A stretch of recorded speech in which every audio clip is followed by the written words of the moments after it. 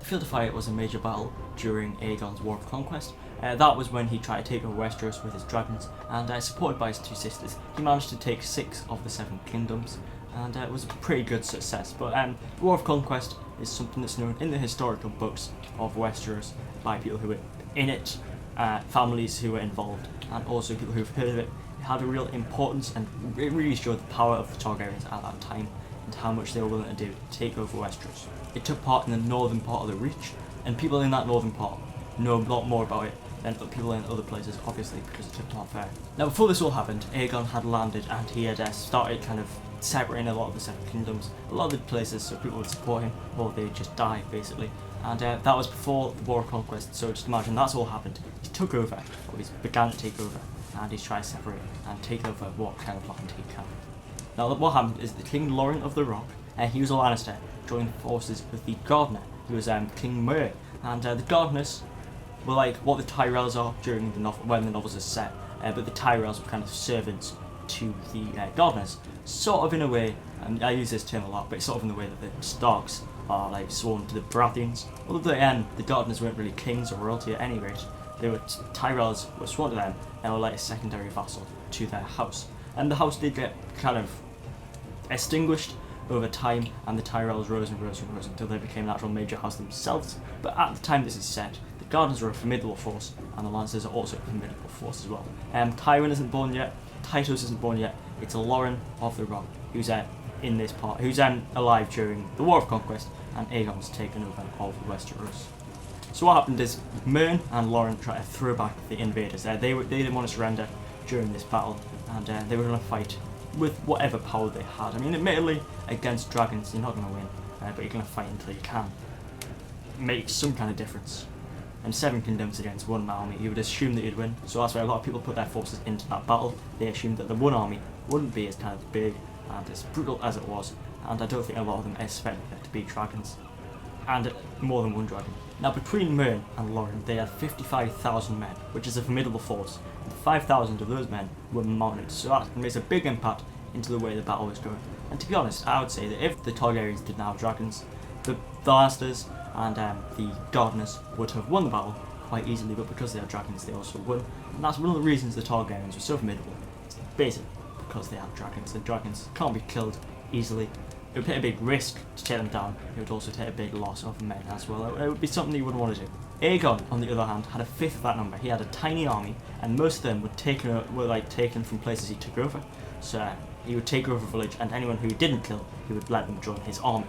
And that's what a lot of them were, so you would assume they wouldn't be loyal to him. You would assume that they would stab him back as soon as he got the chance, because he took over the house, he took over the homes, and he killed the families, so you'd assume that they wouldn't be kind of loyal to him. But again, like I said, the dragons were the main kind of factor that made him win, and believe it or not, these people, this small army, were actually loyal to him, because although he killed the families, although he's taken over the land, he also showed power, and he showed what kind of a real formidable force he could be, and what kind of a force he would be in the future.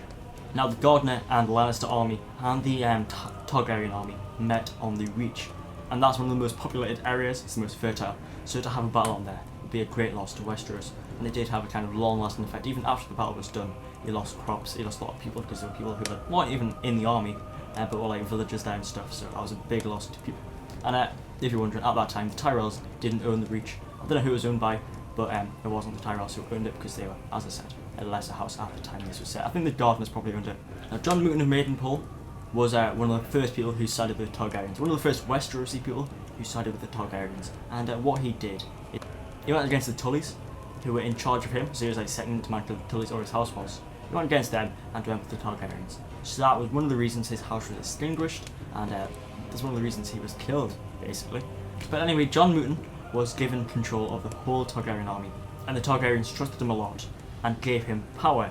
And I don't know if that was like kind of a show of friendship, a show of honour, or just a way to say you're the first person who's joined your army. As a reward, you get to be in control of the army during this battle. You know the lands more than us, so I don't know what kind of thing we're doing there. You'd think that Aegon would lead the forces, but they let Jon Moonton do it instead.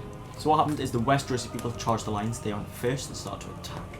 And you would think that they would attack first and they would win because of their numbers, but that's when the dragons came in. They started flying through the air and started taking down a big number and a big amount of men, and that's when the battle started to get a bit bloody. Flames everywhere, people dying, people screaming. not very nice sight. The Targaryens would put fire down from where Mountain was, downhill. So he was uphill, they would shoot downhill and kill a lot of men that way. And 4,000 people died on the Westeros side, and over 10,000 men were burnt and kind of sort of wounded. 10,000 men were wounded due to the dragons. Whereas Aegon's army only had 100 wounded, and Aegon's sister Visenya got a wound in the shoulder and was shot with an arrow. She didn't die. It was the only time during the conflict that all 3 Targaryen dragons were there at the same time, and that was one of the reasons that the Targaryens didn't really win, but they had like kind of upper hand, and certainly lost less men than the Westeros side.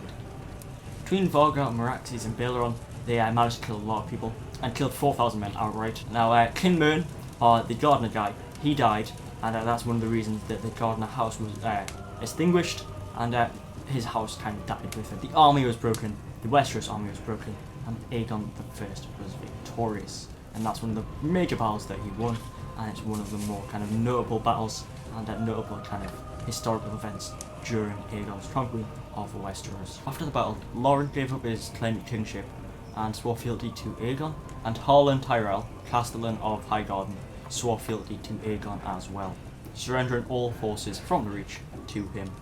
Because the Tyrells kind of gave up and surrendered to Aegon, he gave them dominion over the Reach, and he also named them Lords of Highgarden. But because this happened, House Florent, who was also a kind of vassal of House Gardner, felt that their claim was stronger, because the Tyrells only descend from House Gardner through their female line, whereas the Florents descend fully from the Gardeners. So they thought, oh, we have like kind of more blood in common, maybe we should have a claim instead, we have a stronger claim. But the thing was that the Tyrells were the ones who had went up to Aegon and actually surrendered. So in Aegon's eyes, they deserved it no matter what kind of blood they had. And because Aegon had won the battle, because he won the Field of Fire, and then in the end, the War of Conquest, it was his decision that led to whoever would have the land, not the decision of House Florent or any of the peasants that he killed in the wars. So all in all, the Targaryens basically won. They killed off House Gardner, they made Lauren of the Rock surrender, and they also made the Tyrells surrender as well. So they had both Castle Rock and the Reach in their domain. So they were getting close to taking over the whole Westeros. And as you probably know, if you read the books or seen the TV show, they actually managed to do so. They become the leaders of the Westeros because of their kind of decisive battle, their decisive victory, and some would argue that the Field of Fire is one of the key things that leads to them winning. And then after that, the Mad King comes along, and after that, they know that they get killed by Robert Baratheon in the uprising. I've talked about that in other videos, so I don't want to go over it again too much. But Robert Baratheon kind of usurps the throne, kills them off, and that's the end of that. Daenerys and Viserys manage to escape, and that leads up to the whole kind of Game of Thrones thing and what takes place during the TV show and book as well.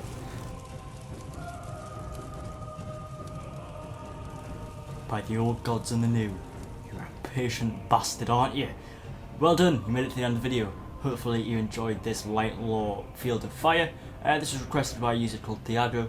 I'll probably put it in an annotation, but I'll say it again. Thanks for your request, and hopefully it met your expectations. If you have any other requests, not just Thiago, but anyone in general, feel free to drop it in the comments or send me a private message, and I'll try and get it done as soon as possible. So whether you're a lion or a direwolf, have no fear. There's something there for everyone. I've been Cipyaar. This has been Light Law. Rule law bless you.